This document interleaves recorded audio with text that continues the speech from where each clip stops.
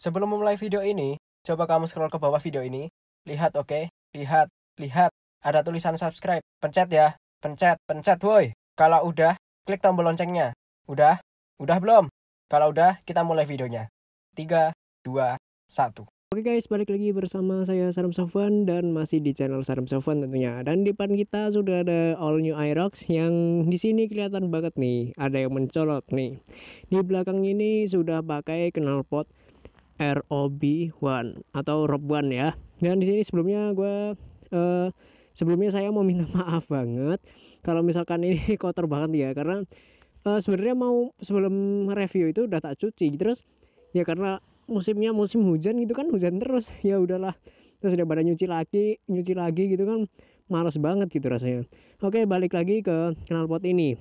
Knalpot ini dikatain sama orang kalau misalkan knalpot ini anti tilang, cuy. Bener gak sih sebenarnya anti tilang? Ya kalau dilihat dari dua sisi. Yang pertama dari bentukannya emang 11-12 sih sama knalpot orinya. Yang membedakan hanya kalau ini pakai stainless, cuy. Stainless full system sampai bawah ya, itu stainless gitu yang bedain. Hanya itu aja sih. Cover juga masih ada gitu kan. Terus dari suaranya itu adem banget asli. Ya bentar ya, skip dulu karena ada Bapak Mega Jaya anjir. Oke, kita balik lagi. Kita lihat dari penampilan fisiknya nih. Ini dari ujung sana, ujung mesinnya itu sampai sini itu pakai bahan stainless nih. Anjir, ada tahu bulat lagi.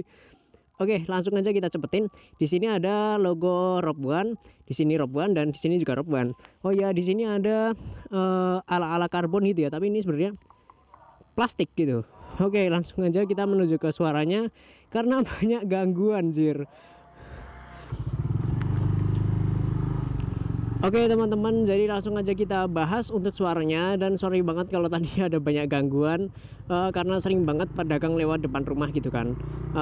Untuk suaranya ini ngebas, coy. Suaranya ngebas, adem gitu kan, adem banget asli. Ini suaranya enak buat di pelan, tapi kalau buat banter kita coba dulu nanti ya.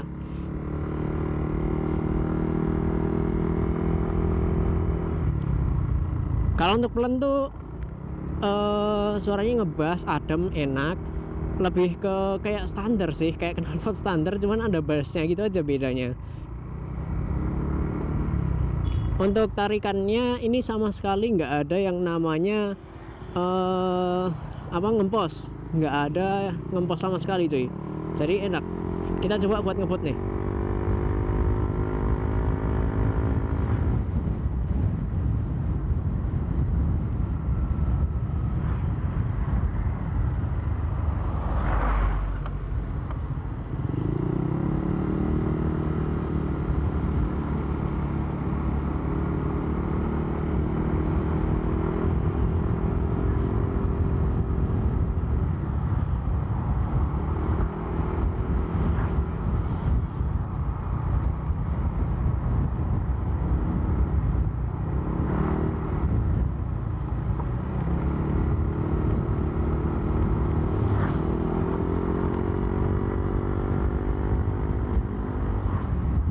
Asli suaranya nanggung banget, coy.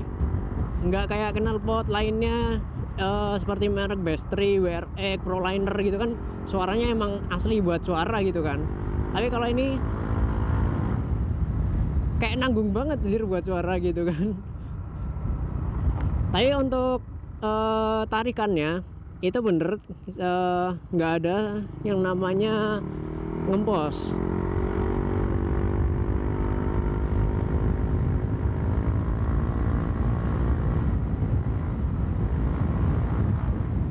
Wih, tarikannya enak, cuy, pakai knalpot ini. Ya bener sih kata orang, sebelum saya beli knalpot ini saya juga udah melihat review-review knalpot ROB1. Katanya untuk performa motornya itu nggak ada kurang sama sekali, justru malah bertambah seperti itu. Tapi saya juga belum nyoba sih untuk top speednya gitu, untuk akselerasi atas itu kan juga belum nyoba gitu. Tapi sejauh ini enak sih. Ngomong-ngomong, saya udah pakai knalpot ini kurang lebih semingguan. Yang paling nggak enak di knalpot ini ya cuman suaranya aja. Suaranya tuh kayak gantung banget gitu kan, antara mau knalpot racing atau maupun knalpot standar gitu.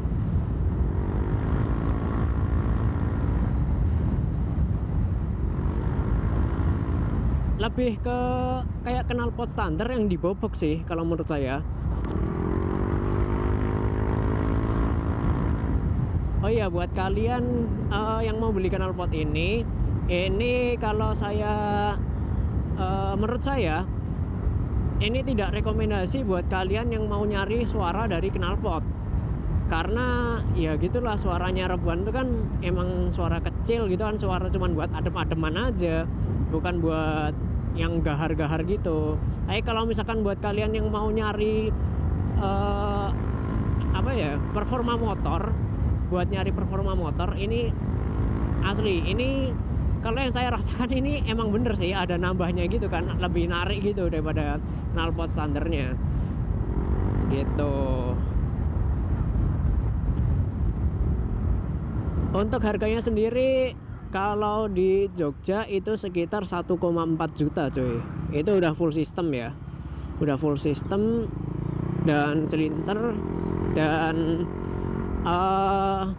semacam ring gitu buat pengganjal, karena kan kalau knalpot orinya itu kan ini pakai baut knalpot ori gitu kan, cuman kan kepanjangan jadi ada pengganjalnya gitu. Dan juga udah ada ring yang buat di mesinnya itu, saya kurang tahu juga sih namanya apa gitu. Nah gitu, untuk suaranya seperti itu. Untuk berat knalpotnya sendiri itu lebih ringan dari knalpot standar. Untuk itu salah satu alasan kenapa knalpot Rebuan itu juga bisa meningkatkan performa ya, karena meringankan bobot motor itu sendiri coy.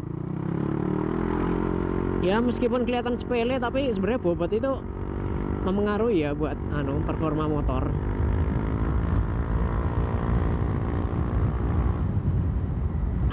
Asli suaranya kalau misalkan buat ngebut gitu kayak kurang enak coy, kurang enak didengar kalau menurut saya. Tapi ya selera sih, itu balik ke selera masing-masing. Kalau saya kayak kurang suka. Tapi kalau misalkan buat jalan pelan gini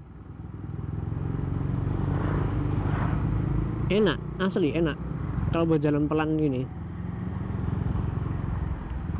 karena isinya cuman ngebas, nggak berisikin gitu.